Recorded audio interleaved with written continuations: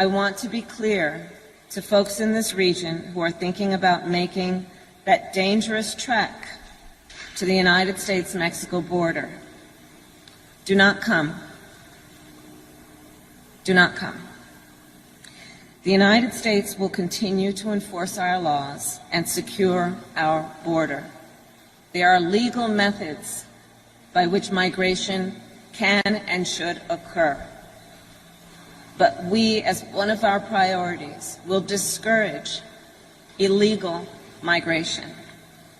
Technically, she's now officially a racist, right? Because how could her saying what she said to Guatemala be construed any differently? Because if anybody had said that 6 months ago or 8 months ago, because she viewed it through the filter of race, they would be racist. If you had a strong, forceful position on the border, which most Republicans do, then you were a bad person. You were racist. So now she gets into power, and she sounds like a Republican. She should actually be denouncing herself for her cold, cold stance towards the people down south. The U.S. will enforce our laws, and there are legal methods that migration should occur.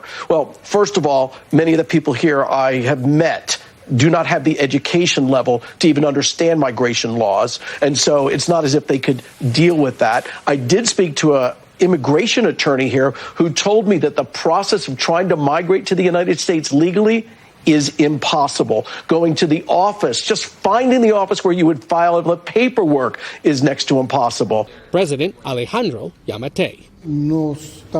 We're not on the same side of the coin. We are in agreement in the what, which is something. We're not in agreement in the how. Okay. Yamatei says increased border crossings have been caused in part by the change of administrations in Washington. The